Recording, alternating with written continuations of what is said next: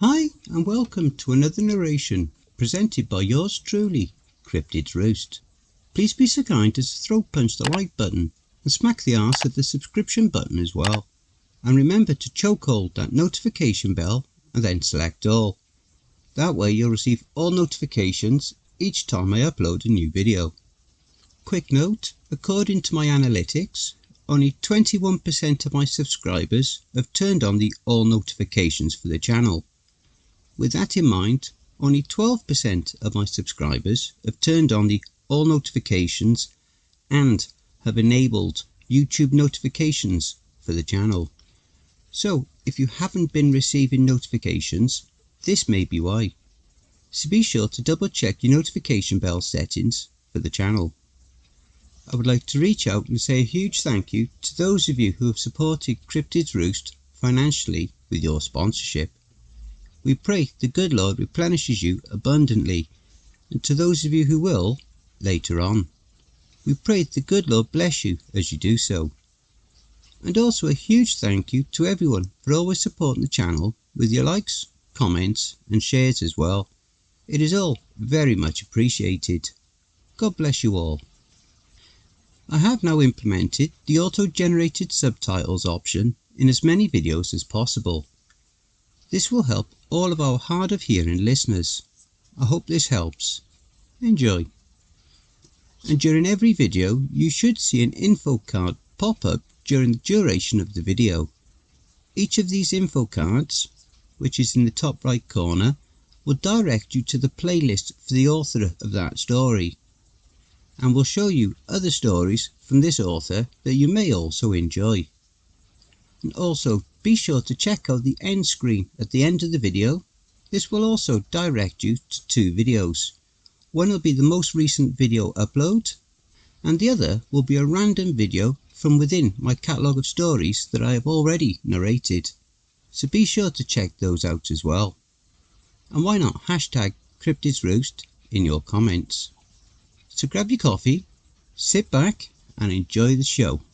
And don't forget, where fear is, happiness is not. The Arjun Chronicles, Part 4, The Companion.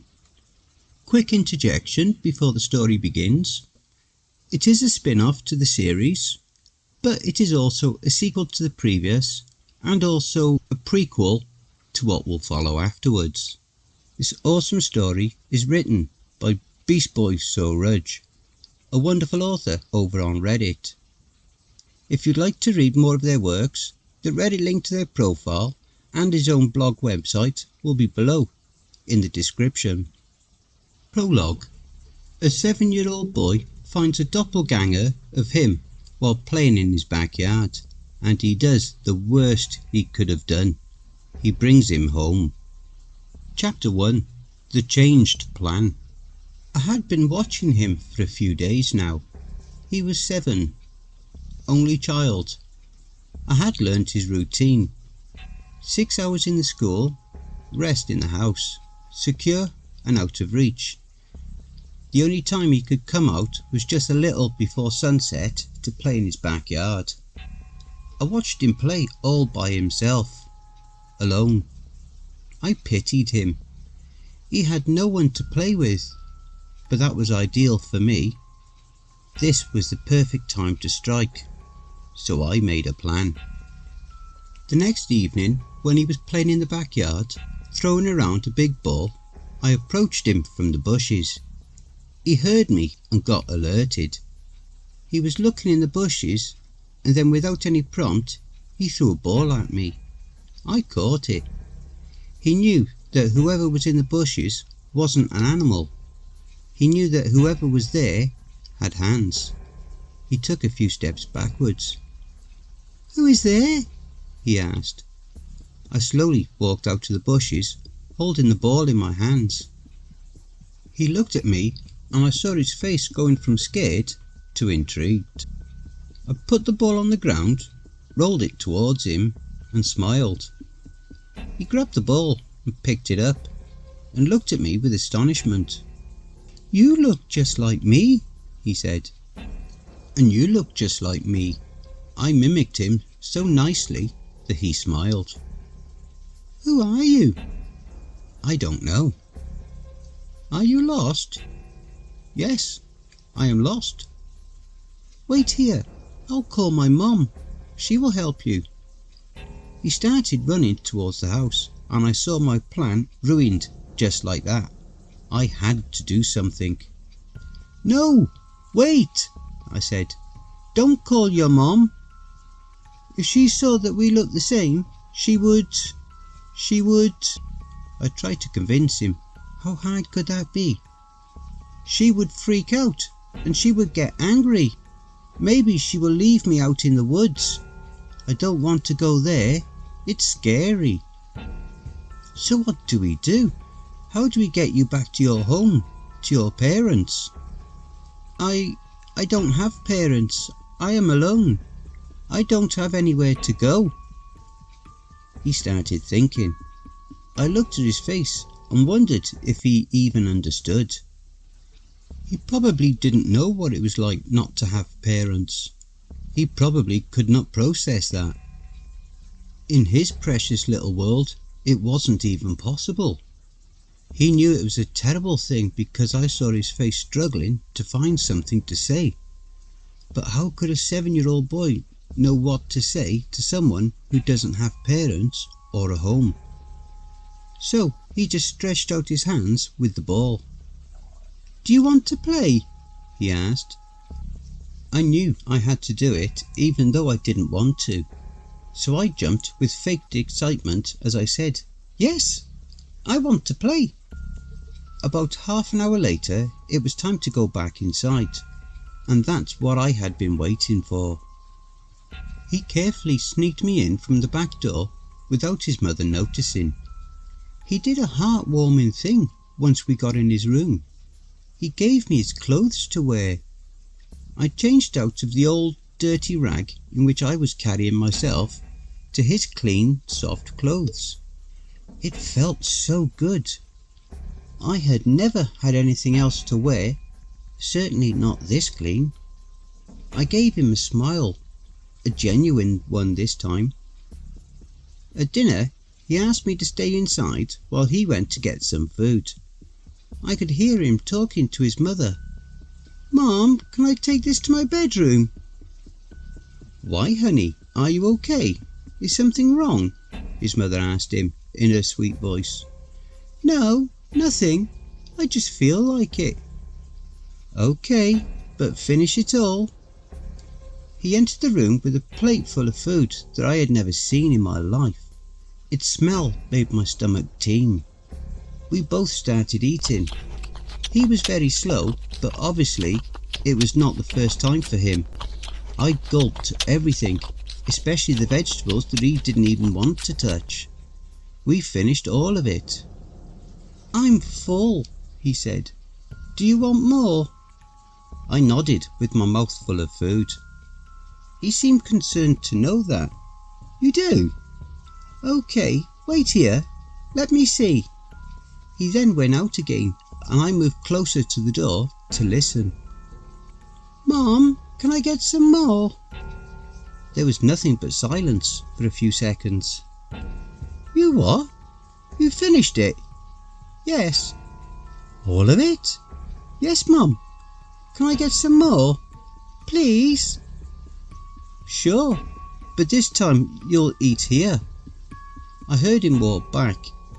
He entered and said immediately, looking at me, I am sorry, I could not bring it in. You'll have to go out there if you want more. No, I cannot go out there. Don't worry. Mom and Dad won't know it's you. Come on, let's exchange our clothes. He then started taking off his clothes. I changed into them and walked to the dining room. Looking around the house with my mouth wide open, it was so clean and shiny that I could see my face reflecting off of a few surfaces. The entire living room was filled with the fragrance of flowers. It was so calm and comfortable that I had never felt in my whole life. What are you looking at? Asked his father, who was sitting by the dining table. I shook my head and climbed on the chair. I looked at my plate and my mouth watered again. I ate all of it while his parents watched me with amazement. I saw them take their plates to the kitchen, so I grabbed mine too, but his mother took it from my hands. "It's okay, honey, I got it." Her touch felt soft and warm. It made me envy him for a moment. I walked back into the bedroom. He was waiting for me. "See, I told you," he said. "Come on, it is bedtime." He made me a small bed in his closet space. That was the only thing that looked somewhat similar to my natural habitat, but still it was dry, soft, warm, clean, and free of any stench.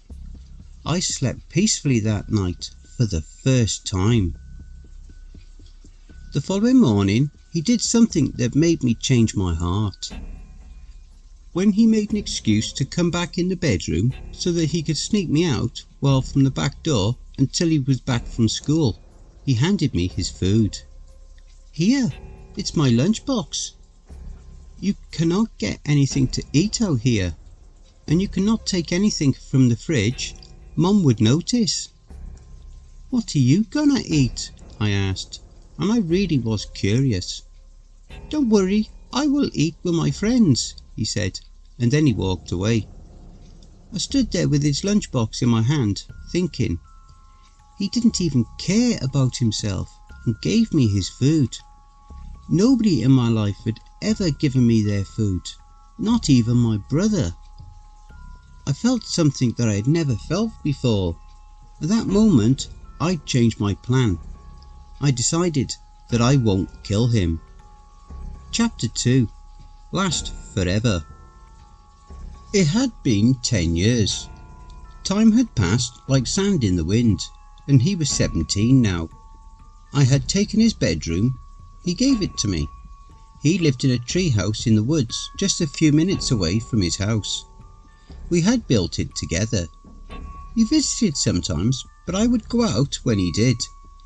He hadn't seen the face of the school in months. I had been taking his classes, doing his homework and taking exams. I was practically him, minus the fun, because that was his job. He spent his days in the treehouse, usually alone, sometimes with a friend who would bunk their classes thinking they were doing it together, his evenings with his girlfriend, and his nights partying with friends, while I would stay home doing whatever he was supposed to do. I did not realise when he had started using me. One day he just asked me if I wanted to see his school. I was excited, so I agreed. He told me about everyone, including his friends and teachers, in the best way he could. I already knew a lot about them, as he used to tell me stories about them. I was the only one he could talk to about his day. Later I came to know that he did it because he hadn't completed his homework. I received all the scolding and the punishment. He just said he had forgotten, but I found out he had finished it when I was in school. I didn't mind it though. He let me stay in his room, shared his clothes and food. I could do this much for him, but over the years it became like a routine. I had to do everything that he didn't want to do, but not what he liked. I had hoped that we would share everything together. It was still alright. I woke up one day to go through the same boring routine while he was probably asleep in the treehouse. I was silently eating my breakfast and his parents were in the kitchen talking about something. "But are you sure it's safe out there?" whispered his mother. "Yeah, don't worry," his father replied. "Other rangers will be there with me. We know it's not an animal." "How do they know that?" "They found the guard's body intact, but his clothes and belongings were gone." "Who could have done that?" asked his mother. "Who knows? I did. I knew what or who could have killed that guard. So after his father left and his mother got busy, I left for school, but after that I went into the woods. I didn't know where to go. I was just looking around when I saw him." An old guard in his uniform was looking at me from under a tree, smiling. I smiled back and walked towards him when he took a few steps forwards and hugged me. I hugged him tightly back. "Hey brother, how are you?" I asked. "Oh, it's been so long," he replied. "I thought I would never see you." "How did you find me? I wasn't even looking for you. You know I'm allowed to go out now, so I was just exploring the forest when I saw you with a ranger." "Yeah, that ranger, that's his father. Which reminds me, you killed a guard." "I didn't want to kill him, man, but he saw me changing. I had no choice. He was going to pull a gun on me." "You... oh, what did you... if they find out..." I started. "I know, they would have found out by now. I can't go back," he interrupted. "Oh brother, what are you gonna do?" "I was thinking that maybe, maybe I could stay with you." "What? No, you can't stay with me. He won't let you." "Why? He let you stay." "He was 7 then. It's not like that now. And he doesn't live with me. He lives in a treehouse near the house. We can't stay together for too long. And when you come in, it's going to be impossible." "Come on, brother. I need your help. I have nowhere to go. I can't go back or stay out here without being hunted. If not by our own people, then by those keepers." "Keepers don't hunt," I said. "Yeah, but they keep sending other people. Please, brother, please." Okay, just give me some time. I'll think of something." "Okay, thank you." We talked for about an hour, and then it was time to go home before his parents would start to worry. "I'll let you know as soon as I figure out something." "Sure," he said. "I'll wait here until then. You can call me on my new phone." He took the phone out of his pocket, showing it to me, smiling. I quickly snatched it out of his hands. "Where did you get this?" I asked. "It belonged to that guard." "Why?" "They can track you with this, don't you know?" I said to his face and threw the phone away. "And you can't charge it once it runs out of battery." "Okay, sorry. How are we going to get in touch then?" "Meet me tomorrow at the treehouse. It's about a mile west from the 11th marker, near the house, same time." "Okay, I'll see you there. Bye, and take these." I handed him some chocolates. "What? Is this food?" "Kinda. They are chocolates." "Oh, I've heard so much about them. Heard that they are sweet." I laughed. "Oh, sweet doesn't even begin to describe them. I thought you'd enjoy them. Wait till I get you some ice cream. See you." I left him in an inebriation caused by those chocolates, and I returned home.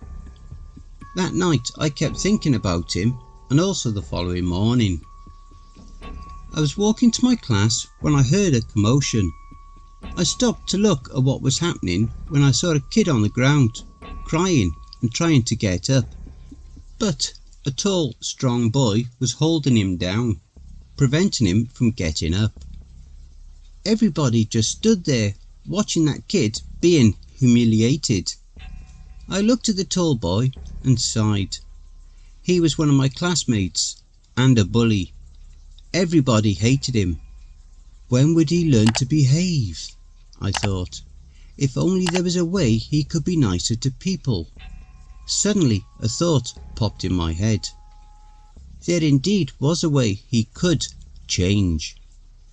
I finally had a solution to my brother's problem. I walked up to that boy and shouted, "Hey, jerk! Why don't you go pick on someone your own size?" He turned back and looked at me. "Or what? What are you gonna do?" He started walking towards me. The small kid got the chance. He picked up his stuff and ran away. "Stay away from me," I warned him. I was afraid that I might do some severe damage to him. I had to be careful. "Try and stop me," he said, and swung a punch at me. It took ages for his fist to reach my face. He was so slow, even for humans. I blocked his fist with ease and threw him away. He stumbled, but turned back and tried to ram into me. I simply stepped aside and tripped him. He fell hard on the ground. Everybody laughed as if they were rooting for him to get beaten up. I was only halfway done yet. "You're so slow. Have you always been slow?" I said. "That's why I got Myuu first." His face turned red. He picked himself up and looked at me with rage. "This isn't finished," he said. "Oh, you want to finish it?" I mocked him. "Meet me after school at my treehouse. We'll finish it then and there." And then I walked away. I had challenged him to a fight, and I had made my mind up about it. However, at lunchtime, I began to doubt my decision. I wasn't sure if I could go through with this. I was walking around in the corridor when I spotted Myuu, his girlfriend, in our classroom. There was no one else. She was eating her lunch and probably humming a song in her head. Then she looked at me, took the earphones out of her ears, smiled and waved at me. I waved back. She gestured to me to come over. Usually I would avoid that, but something happened to me. I walked in. "Hey, how are you?" I asked. "Surprisingly awake," she said. "I almost skipped school today. I still don't get how you do it. We both were awake till 4 in the morning, but you look fresh, just like you do all the time. What's your secret?" she asked. "Oh, you know," I said, throwing my hands in the air. "Drink a lot of water, eat healthily and stuff." "Come on, sit." I sat next to her. We both looked at each other. "What's the matter? You look worried." I was surprised. "How do you know that?" I asked. "Come on, it's all over your face." Impressive, I thought. Humans are interesting. "Nothing, it's just..." "You can tell me, it's okay." Okay. Somebody needs my help, a friend, and I can help him, but, I have to do a bad thing to a bad person. I'm just not sure if I should do it." "This friend, it's not a girl, right?" she asked. No, he is a guy." "Is he a good friend?" "Oh, he's the best. He's more than a friend, he is like family." "Then you do it." I looked at her. "What?" "Yeah, I mean, you clearly want to help him, and that other person, you say he's bad." "Yes." "So maybe he deserves it." "Wow, you made it sound so simple. How do you do it? What's your secret?" I asked, smiling. "Oh, you know, you can't care about everyone. You just care about the ones you love." "Yeah, I guess you're right." I looked into her eyes. I had never found any human attractive. They all looked ugly to me. But at that moment, everything felt different. She was the most beautiful human I had seen. "You are exceptionally alluring," I said. "What? You're noticing that just now?"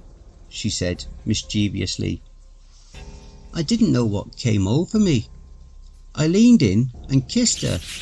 She didn't resist. Why would she? For all she knew, I was her boyfriend. It was an unforgettable moment. I wanted it to last forever. That afternoon I walked to the treehouse after school. As I was on my way, I received a text message. I knew it was from him. He had got me this phone so he could stay in contact with me passed the necessary information and instructions on what to do next. I opened the text and read it. He had called me to the treehouse. Since I was already going there, I put the phone back in my pocket without replying. When I reached the treehouse, I saw him waiting for me at the base of the tree. He seemed angry. He looked at me and said loudly from afar, "You kissed her?" "Let me explain." "Explain? What is there to explain? And who did you beat up?" "Listen, I never—" "No, you listen," he interrupted, took out his phone and showed me the texts. "I've been receiving texts all day. Hey, nice one, you gave him what he deserves. And this one, finally someone showed him who's the boss. Man, you are the champ. You embarrassed his bully ass in front of everyone. And this last one from her. Do you realise that was our first kiss in the school?" Yeah? Now tell me, what's left to explain? What has gotten into your head? You challenged him to a fight." "Yes," I jumped on the first moment I got to talk. "I challenged him here, so we have to go. We can't be seen together. He might be coming here right now." "Oh, I'm here all right." We both turned back and saw the bully standing a few feet away from us. He had the most annoying smile on his face. "So, that's your secret," he said. "You are twins. That's how you do all that you do. Oh, I'm so happy I came here early. Are your parents in on this too?" "Dude, it's not what it looks like," my companion began to explain, but the bully interrupted him. "Oh, I know exactly what it is. Just wait till your secret is exposed before everyone." "No, please don't tell anyone," he pleaded. "Please, you can't do this." I just stood there because I had sensed what was going to happen. "I can, and I will," the bully said. "No, you won't." The bully turned to look at who had said those words, but an old guard grabbed him by his neck and lifted him in the air. My companion panicked while I calmly watched the guard squeeze the life out of that bully and throw him aside. My companion just lost it. His face turned pale and his body started shivering. He tried to scream, but barely any sound came out of his mouth. I tried to calm him down. "Shh, it's okay, don't panic, it's all right." Who are you?" "Relax." You killed him." "It's okay, nobody's gonna find out." "Oh, brother, it's not helping." "Do it," I said to my brother. "Show him." I thought it might help calm him down, but when he saw my brother's skin turn murky grey with spikes, thorns and hairs on it, and then again saw it change to take the shape of the bully, he went completely insane. My brother was now looking just like the bully. He and I both looked at him, and I finally introduced ourselves. "Meet my brother," I said. "We are shapeshifters." Chapter 3: The Real Monsters. My companion tried to run, but he was so scared that he stumbled, tripped on the roots, and fell to the ground. He hit his head on the tree and fell unconscious. When he woke up, we were deep in the forest. The dead body of the bully was lying at a distance. My brother and I were just waiting for him to wake up, looking at him. He opened his eyes and looked around. It took him a few seconds to remember everything, and then he jumped when his eyes saw us. "Relax," said my brother. "Don't be scared. We are not going to hurt you." "Who are you?" he managed to ask. "As my brother told you, we are shapeshifters. We live underground." "I know, it's hard to explain. We can take any shape and form. Yes, There are other families of shapeshifters all around the world. Some of them are even rich and live among humans. We can blend easily, you see. Not our family though. Apparently we are all above this. We don't bother humans. We live in peace and harmony, even if it means we'd have to wear dirty sacks and eat garbage. My brother ran away 10 years ago, and I get why he did it. We could be anybody, live any life we want, but we choose what? Misery? My brother was speaking without any breaks. He probably wanted to say it all for a long time. I too just kept listening. After my brother ran away, our elders tightened the security. Otherwise I would have run too. They allowed me to go out when I came of age, and it was time for me to hunt for food for myself.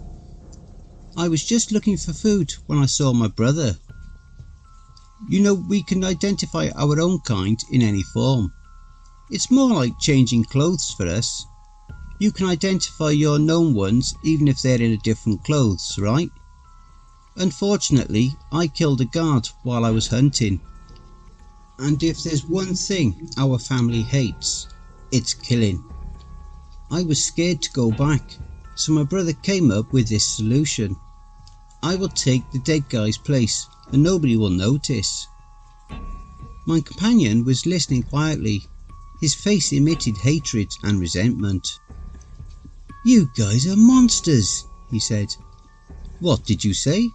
asked my brother. But my companion looked at me and said, "You used me." I was taken aback, but before I could say anything, my brother spoke. "We used you? Oh, it's typical. So typical of you humans. You use everything and everyone, even your own kind, and then you blame others. We used you. You used my brother for all these years, but he said nothing because he at least had a home. We used you. We sleep in the dirt because of you. You humans think you are the only intelligent beings on this planet. You live in delusion. You can't stand the fact that there could be anyone superior to you or even just like you. You don't have the slightest idea how many kinds of creatures live in hiding just because of you. Your government hides any proof and cover up anything that could dethrone you from the most intelligent being on the planet. You try to fool yourselves with your space programs, pretending to look for the truth, when the truth is right under your nose. Can you handle the truth? Let me tell you the truth." My brother was sparkling with rage.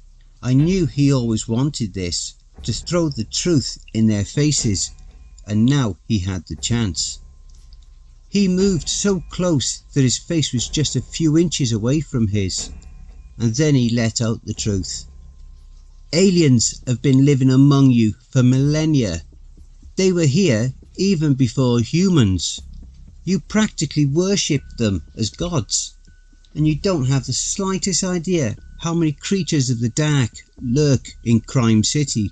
Probably more than the actual criminals or the rest of the country or the world.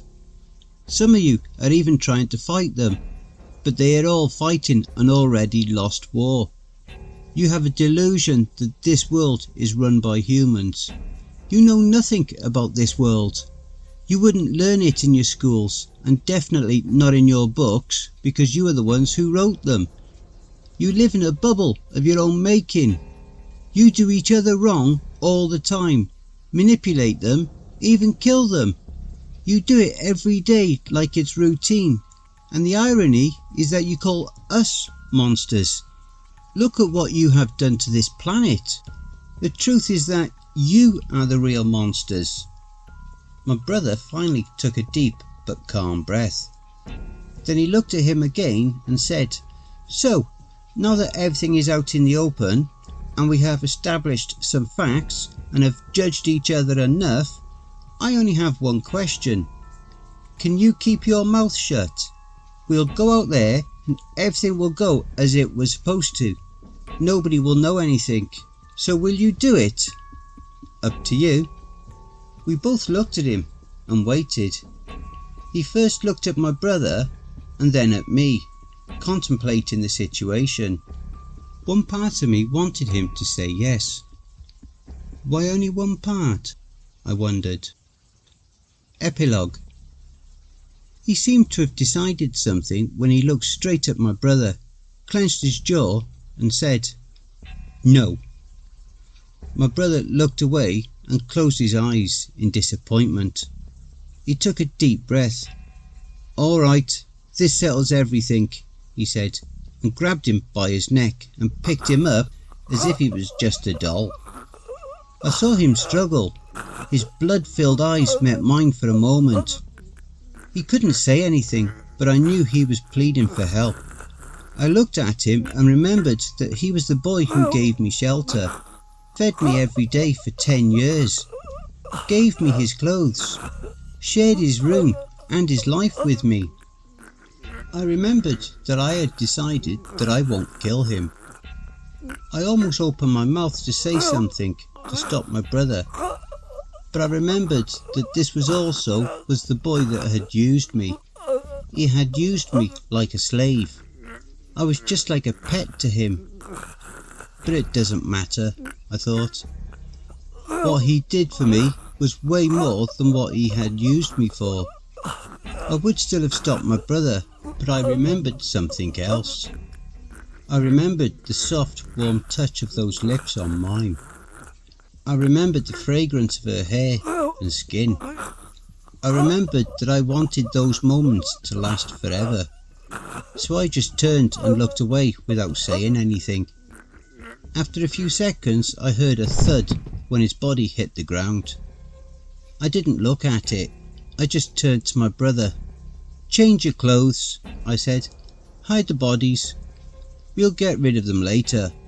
Right now, we have to stage a fight at the treehouse and come up with a reason to be friends." I then threw a quick look at the lifeless body of my companion and walked away. Don't forget, if you enjoyed that story, be sure to pop over to the author's Reddit profile and drop them a line, or even give them a glowing review. I'm sure they really would appreciate it. The link to their Reddit profile will be below in the description. Please be so kind as to throat punch the like button and smack the ass of the subscription button as well. And remember to tap the notification bell and then select all. That way you'll receive all notifications each time I upload a new video. Oh, and don't forget to share the video far and wide. This will all help with YouTube's algorithm and will help to promote this channel more. And don't forget to check out the merch store. The link will be in the description and also in the video thumbnail. And if you would like an honourable mention, send in a snapshot of yourself with your purchase and I'll feature it in one of the videos. I now have my very own subreddit community where you can submit any stories you've written. You can submit your stories or encounters either there or send them to cryptidsroost@gmail.com. If you wish to remain anonymous, that's fine with me. All the links are below. I also have a Facebook group, Twitter, Reddit, and you'll also find me on Discord. If you would like to support this channel and help make it grow, my PayPal is paypal.me/cryptidsroost. Again, that will also be below.